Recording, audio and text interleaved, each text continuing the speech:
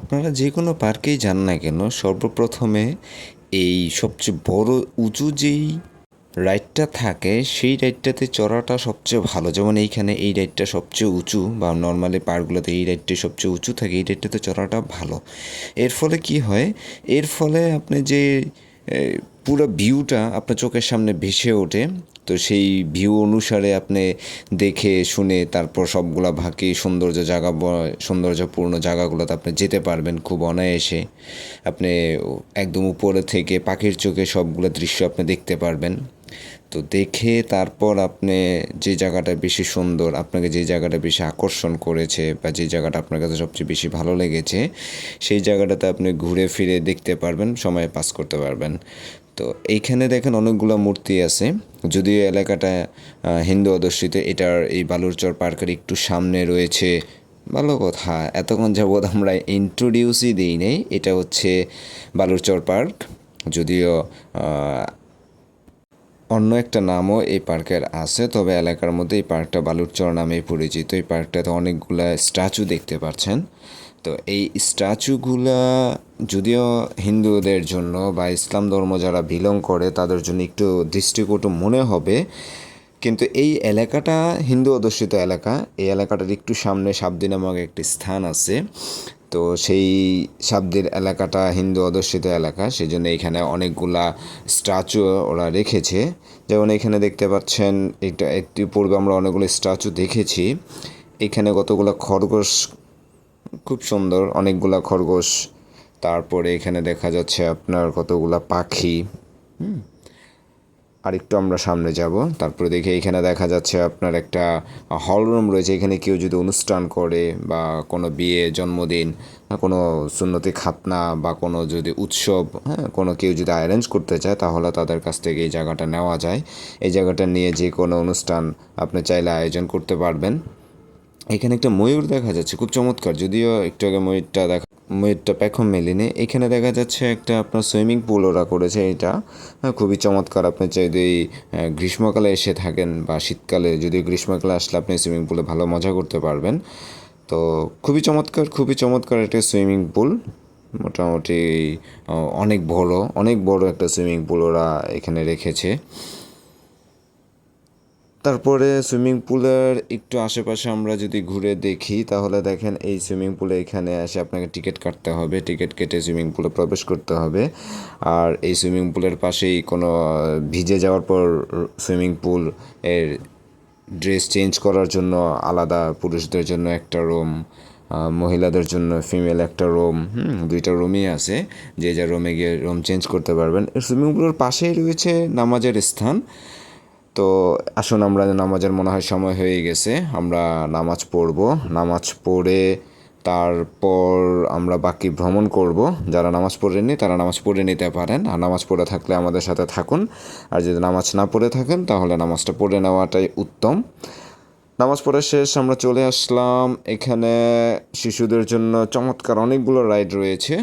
আমরা এখন কিছু রাইড দেখব, যদি ইতিপূর্বে একটা দুইটা রাইড আমি দেখিয়েছি। এখানে খুব চমৎকার অনেকগুলা রাইড রয়েছে। এখানে নৌকার দোলনা আছে। তো এটা মোটামুটি খুবই ভালো লাগে, খুবই খুবই একটা চমৎকার। গানের তালে তালে নৌকা ধোলা খুবই চমৎকার লাগে, যেটা বলে বোঝানো যাবে না। এখানে খুব হার্টবিট যাদের ভালো তাদের এই নৌকায় ওঠা উচিত, যাদের হার্টবিট ভালো না তাদের নৌকায় ওঠা উচিত না। যেমন এখানে একজন নৌকায় উঠেছিল একটা বাচ্চা নিয়ে, কিন্তু তার বাচ্চা খুব তাকে মানে সমস্যা করেছিল, সে বিষয়টা নিতে পারে নাই, সেই জন্য তাকে নিয়ে নেমে যেতে হয়েছে। বাকিরা এখনও নৌকায় আছে, তাদের হার্টবিট খুব ভালো, তারা যে কোনো পরিবেশ পরিস্থিতিতে নিজেকে সামলায় নিতে পারে। তো তারা এখনও স্টে করতেছে নৌকার দোলনার মধ্যে।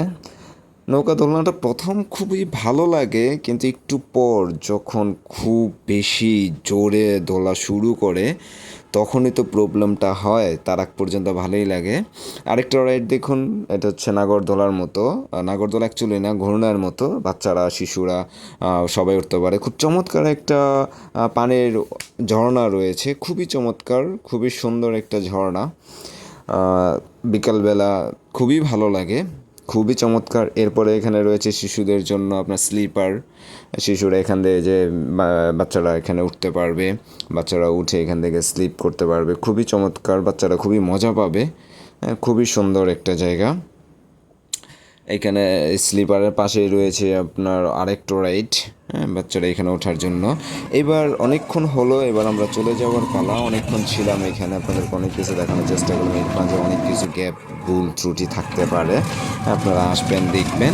তো এখন সব কিছু যা শুরু আছে তার শেষও আছে। সচরাচর সবাই শুরুতে লোকেশনটা দেখায়, আমি সবাই শেষে লোকেশনটা দেখাচ্ছি। আমরা এখন বাসার দিকে চলে যাব। যাওয়ার পথে অনেকগুলো ঐতিহাসিক স্থান পড়বে, সেই স্থানগুলো আমরা একে একে দেখে দেখে তারপরে যাব। হুটহাট করে চলে যাওয়া যাবে না, এটা সোনারগাঁ যেহেতু খুবই ঐতিহ্যবাহী, খুবই দর্শনীয় স্থান অনেকগুলো রয়েছে। আমরা এখান থেকে প্রথমে যাব সোনারগাঁয়ের যে রাস্তাটা, মূল যে রাস্তা, সেই রাস্তায় যাব।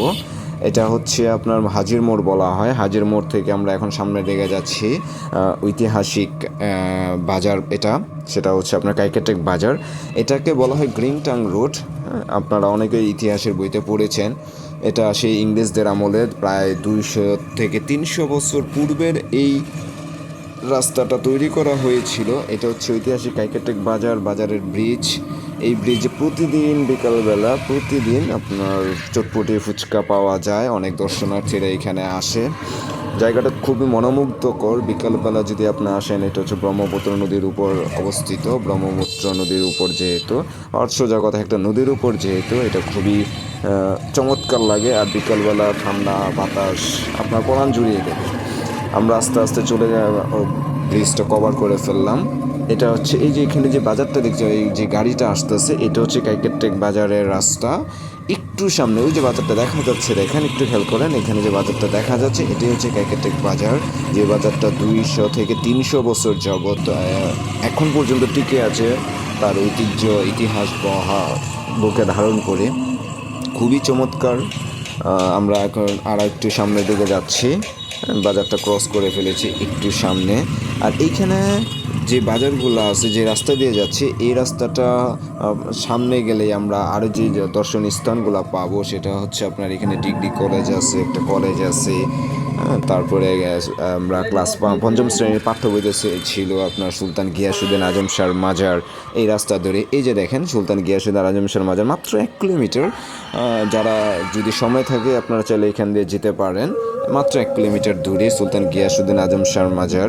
তারপরে এখানে আপনার অনেকগুলো মসজিদ মাদ্রাসা। এই যেটা হচ্ছে আপনার সোনারগাঁ ডিগ্রি কলেজ। আপনারা অনেকেই জানেন যে সোনারগাঁ ডিগ্রি কলেজ রয়েছে, আর একটা ইউনিভার্সিটিও এটার পাশেই।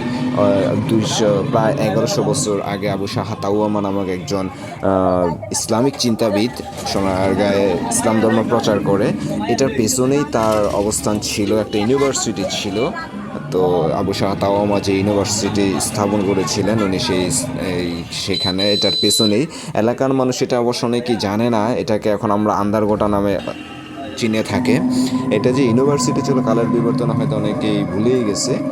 আমরা আরেকটু সামনের দিকে যদি যাই, তাহলে আমরা এখন পাবো আপনার মোগরাপাড়া এই যে জিএস স্মৃতি বিদ্যায়তন নামক খুবই পুরনো, প্রায় 50-60 বছর পুরনো একটা স্কুল। এটা হচ্ছে একটা স্কুল সোনারগাঁয়ের, মোটামুটিভাবে খুবই বিখ্যাত একটা স্কুল। প্রতি বছর এখান থেকে প্রচুর পরিমাণে স্টুডেন্ট A+ পেয়ে থাকে। এর একটু সামনেই আমরা পাবো মোগরাপাড়া ইউনিয়ন পরিষদ। অলরেডি আমরা এই যে পার করে চলে এসেছি। আমরা ইতিমধ্যে মোটামুটি চলে এসেছি মোগরাপাড়া মূল যে সোনারগাঁ যে বাজারটা, সেই বাজারটাতে চলে আসছি। এটা হচ্ছে আপনার যাওয়ার যে রাস্তাটা, সেই রাস্তা। দেখতে দেখতে অনেক দূর চলে আসলাম। এটা হচ্ছে Sonargaon capital school and college. এখানেই আমাদের কর্মরত, এখান থেকে আমরা যাত্রা শুরু করেছিলাম। আশা করি মোটামুটি সবাই ভালো লেগেছে। সবশেষে ভালো পাশে থাকার জন্য ধন্যবাদ সবাইকে।